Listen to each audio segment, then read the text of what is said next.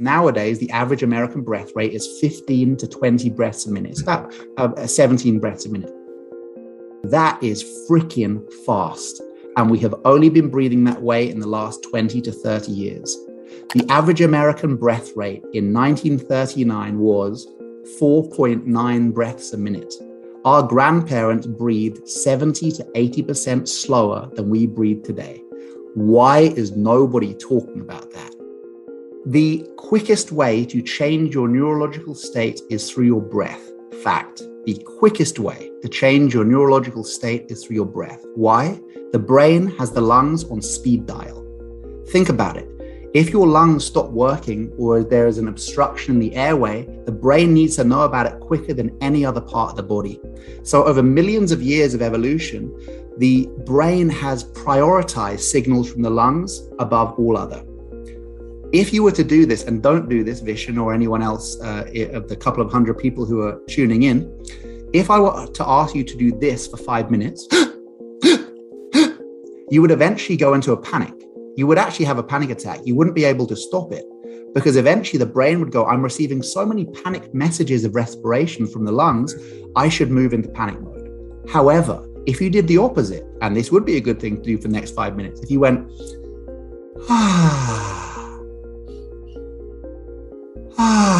longer exhale than inhale, and also with an audible you will move into relaxation response. You could be watching a horror movie, but if you are breathing in that way, the brain goes, I don't care about the horror movie. I care what the lungs are telling me. So the quickest way to change your neurological state is through the breathing.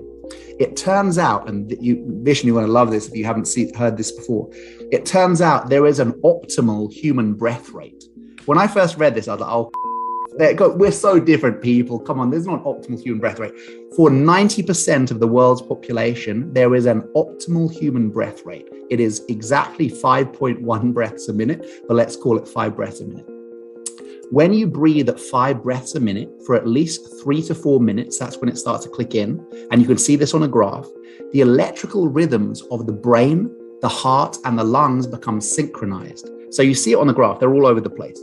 You start breathing at 5 breaths a minute, which is slow. I'm talking breathing in, 2, 3, 4. Breathing out, 2, 3, 4. Way slower than usual. But if you breathe like that, about 3 or 4 minutes, the electrical rhythms of the heart, brain, and lungs become synchronized. Your heart rate variability becomes in perfect form. And to quote Dr. Richard Brown from Columbia, assistant professor of psychiatry, everything that can be measured in the lab becomes optimized after 5 to 10 minutes of breathing at 5 breaths a minute. And the race of breathing at 5 breaths a minute is colloquially known as coherent breathing. Coherent breathing. Now, people might be saying, what about that other 10%? I said 90% of the world's population, the optimal breath rate is 5 breaths a minute. If you are well over 6 foot tall, you might want a slightly slower breath rate, maybe 4 breaths a minute, 3.5. It's to do with the distance between the lungs and the extremities, actually. But for the vast majority of the human population, breathing at 5 breaths a minute, everything that can be measured in the lab becomes optimized. In 1939 was 5 breaths per minute. 1939 was 4.9 breaths a minute. In the 50s, in 1950, it jumps to about 5.6 breaths a minute. Even as recent as the 80s, I was born in the 80s, right? 1980, the average American breath rate was 7.8 breaths a minute. What has happened in the last 40 years to more than double the average breath rate? Perhaps the same thing that has doubled the rates of obesity, of heart disease, of many cancers, of dementia and Alzheimer's. Could there be a link? Almost certainly. How am I backing that up? Anytime you breathe quicker than 10 breaths a minute, you are activating the fight or flight system, which leads to the audacious claim that I'm making, that the vast majority of the world's population alive today are in a constant state of fight or flight activation simply because of the way they breathe. Now, what's so bad about being in fight or flight? Well, from a psychological point of view, it means we're constantly on the lookout for a fight or a fleeing situation that never comes. But at a biological level, When you activate the fight or flight system, which is called the sympathetic nervous system, you are pushing the accelerator on the car. It's like getting us ready for action. But because there's no action to get ready for, because we're just chilling, but still breathing incredibly fast, it's like having the handbrake on the car at the same time the accelerator pedal is down. Now, what does that do to the body? The first thing, it releases free radicals. We've probably heard about free radicals on moisturizer adverts and stuff like that. And it's kind of right what they say it's doing. Free radicals oxidize the cells within our body. The second thing that happens is every time you activate the fight or flight system, cortisol is released into the bloodstream.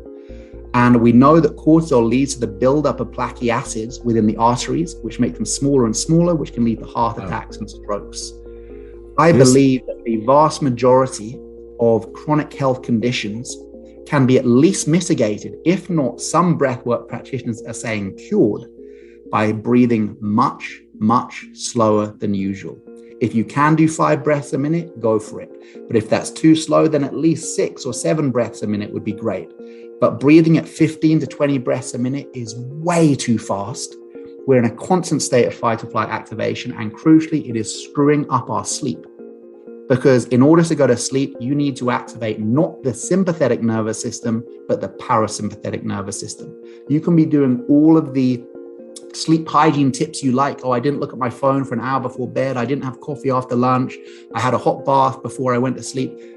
It doesn't matter. You can change the outer environment all you like. Until you learn to switch on the parasympathetic, the rest and digest, you'll be staring until morning. That is incredible. Yeah, we are breathing incredibly fast. So there's something called chronic sympathetic activation, which is caused by the way we breathe. Okay, so we got to slow down our breathing or practice slow breathing for about 5 minutes a day. Oh, more if you can. For coherent breathing, you need to be doing like 20 minutes a day.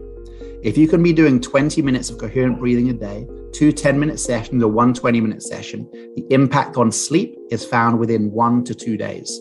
Like very quick response. Wow. Why? The parasympathetic drive thing, and also a habit of breathing slower than usual. The other thing I want to mention on breath work is nose breathing.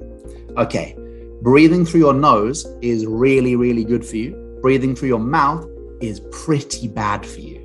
Really? Breathing through your nose, you've got a 3-layer filtration system, right? So you've got the hairs in your nose, you've got the mucous membrane, you've got the cilia, which are these little microscopic hairs. They're basically filtering out debris and stuff. So that's one good thing about nose breathing. The second thing is breathing through your nose air conditions it. The nose will either heat up or cool down the air as it enters into the lungs, making it more palatable and allowing more air to come in. So although it feels like, you know, you're doing exercise, right? You want to breathe through your mouth. Although breathing through your mouth brings in more air, it doesn't bring in more oxygen. This is a very interesting point. When you breathe through your nose, nitric oxide is released into the bloodstream, not nitrous oxide. That's the kind of stuff, that's laughing gas. That's what you might have alongside your if you're at a party. But nitric oxide expands the blood vessels. So breathing through your nose brings in more oxygen than breathing through your mouth. Also, mouth breathing there are many dentists in America who believe that mouth breathing is one of the largest causes of teeth decay on the same level with sodas and fizzy drinks, because breathing through your mouth leads to buildup of bacteria and stuff and gives you bad breath. And so one of the things in the book, and this is quite extreme, but I want to mention it because it's an interesting thing, look into the potential of mouth taping when you sleep. Now, I'm not talking about a big bit of duct tape, like some BSDM kind of, sexual thing over your mouth. I'm talking about a tiny strip of surgical tape down the midline of your lips, just like that. Very easy to break. You open your mouth and it'll break, to encourage nasal breathing for at least a third of your life that you're asleep. I've found that when I mouth tape, I need between half an hour to 40 minutes less sleep than I usually do. So I'll wake up about 30 minutes to 40 minutes before my alarm clock. Why? Because the quality of sleep you get when you breathe through your nose is far better, because you have an oxygenated bloodstream, you're getting a correct amount of air, you're breathing slower, because of course you can't make these sharp, shallow breaths when you breathe through your nose. It takes slightly more effort to breathe through. So breathing through your nose is really good for you, and breathing much slower than usual is really good for you.